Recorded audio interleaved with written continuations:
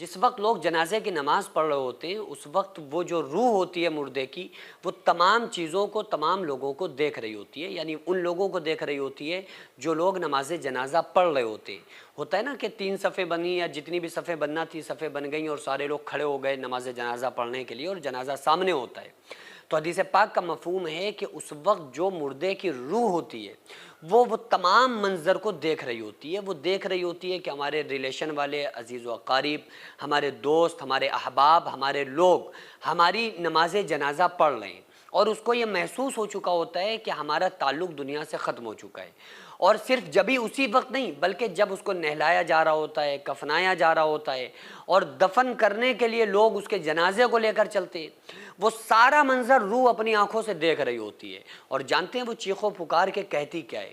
حدیث پاک کا مفہوم ہے کہ جو نیک بندہ ہوتا ہے وہ جنازہ اٹھانے والوں سے، کفن پہنانے والوں سے، قبر میں اتارنے والوں سے، دفن کرنے والوں سے وہ کہتا ہے، وہ جنازہ اٹھانے والوں سے کہتا ہے کہ لوگوں جلدی چلو، جلدی قدم بڑھاؤ اور جلدی چلو اور مجھے میرے اصلی ٹھکانے قبر میں پہنچا دو۔ چونکہ موت کے وقت اس نیک بندے کو یہ مبارکباد پیش کر دی جاتی ہے، اس کو خوشخبری دی جاتی ہے کہ دیکھو اب جو تمہارا آنے والا وقت ہے، قبر کی جو منزل ہے وہ بڑی پرسکون اور بڑی خوشحال تمہاری منزل ہے۔ اور جیسے ہی اس مردے کو، اس مرحوم کو، نیک بندے کو قبر میں رکھا جاتا ہے تو قبر خود اس سے کہتی ہے کہ اے شخص تیرا آنا مبارک ہو، جتنے لوگ میری پیٹھ کے اوپر چلتے تھے ان میں سب سے زیادہ میں تجھ سے محبت کرتی تھی، لہذا آج تو ہمارے پاس آیا ہے یا آئی ہے تو آج میری محبت دیکھے گا۔ تو قبر کیا کرتی ہے کہ جہاں تک مردے کی، مرحوم کی نگاہ جاتی ہے وہاں تک قبر کو کشادہ کر دیا جاتا ہے، قبر پھیل جاتی ہے، اتنی قبر میں جگہ ہو جاتی ہے، قبر کو پھیلا دیا جاتا ہے۔ اور جو گناہگار بندہ ہوتا ہے وہ یہ کہتا ہے کہ اے لوگو کیا کر رہے ہو، دیری کیوں، اتنی جلدی کیوں کر رہے ہو اور کہاں لے کر جا رہے ہو؟ مجھے میرے گھر والوں سے جدا نہ کرو، مجھے میرے گھر والوں سے الگ نہ کرو، میرے بچوں سے، میرے بھائیوں سے، میرے ماں باپ سے مجھے کیوں جدا کر رہے ہو؟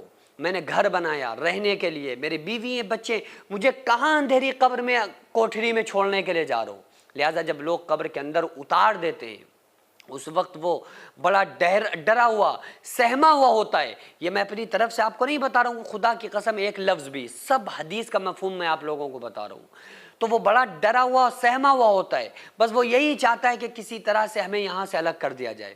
اسے اپنی وہ زندگی یاد آ رہی ہوتی ہے جو اس نے زندگی میں، دنیا میں جو کچھ کیا ہوا تھا۔ تو قبر میں اس سے کہا جاتا ہے، قبر کہتی ہے کہ تیرا آنا نامبارک ہو، بہت برا ہوا جو تو میرے حوالے کیا گیا، جتنے لوگ میری پیٹھ پر چلتے تھے ان میں سب سے زیادہ میں تجھ سے نفرت کرتی تھی، گناہگار سے کہتی ہے۔ لہذا جب تو ہمارے پاس آیا ہے یا آئی ہے تو میرا حال بھی دیکھے گا کہ میں تیرے ساتھ کیا کرتی ہوں۔ تو قبر اس کو ایسے دباتی ہے، آقا اسلام نے ارشاد فرمایا کہ پسلیاں ایک دوسرے میں گھس جاتی ہیں۔ تو اس لیے دنیا میں ہمیں اچھے عمل کرنا چاہیے تاکہ جو موت ہو وہ ہمارے لیے بہترین ایک تحفہ بن کر آئے۔ آقا علیہ السلام نے ارشاد فرمایا نا، تحفہ المؤمنین الموت، مومن کا تحفہ موت ہے۔ گناہگار کے لیے موت سے برا میسج کوئی نہیں ہے، نیک بندے کے لیے موت سے اچھا پیغام کوئی نہیں ہے۔ اکثر میں ان موضوعات پر آپ لوگوں سے اس لیے بات کرتا ہوں تاکہ یہ موضوعات ایسے ہوتے ہیں جو ہمیں آخرت کی یاد دلاتے ہیں، جو ہمیں جنت کی یاد دلاتے ہیں، جو ہمیں قبر کی یاد دلاتے ہیں۔ چونکہ آقا علیہ السلام نے ارشاد فرمایا انسان کو چاہیے کہ ایک دن میں کم سے کم 24 مرتبہ اپنی موت کو یاد کرے۔ ہم جنازے اٹھانے کے بعد بھی اپنی موت کو یاد نہیں کرتے، ہم تو اپنے مردوں کو قبر میں دفنانے کے بعد بھی ہمیں اپنی موت یاد نہیں آتی ہے۔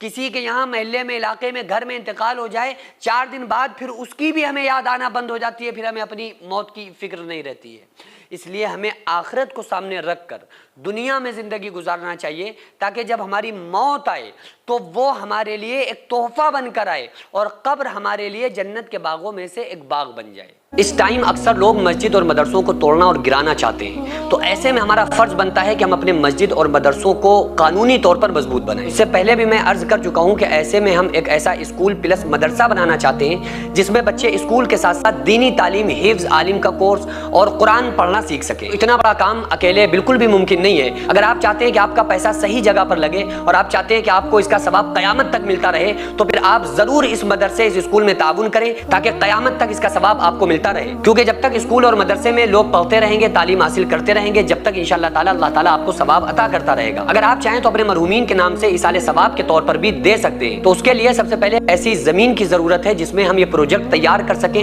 جو قانونی طور پر مضبوط مانا جائے. تو اس لیے آپ لوگ کوشش کریں کہ زیادہ سے زیادہ تعاون کریں اور بار بار تعاون کرتے رہیں تاکہ ہم اپنے اس نیک مقصد میں کامیاب ہو سکیں. یہ کوئی فراڈ نہیں ہے, دھوکہ نہیں ہے. آپ چاہیں تو آپ آ کر خود یہاں پر وزٹ کر سکتے ہیں, آ کر دیکھ سکتے ہیں کہ الحمدللہ کس طرح سے یہاں پر کام ہوتے ہیں, کس طرح سے دینی کام, ملی کام, قوم کے کام, سماجی کام ہوتے ہیں. خود آ کر آپ وزٹ کر کے اپنی آنکھوں سے دیکھ سکتے ہیں. تو اسکرین پر جو آغازیہ ویلفیئر سوسائٹی کا اکاؤنٹ نمبر اور اسکینر نظر آ رہا ہے, اس پر آپ زیادہ سے زیادہ تعاون ضرور کریں.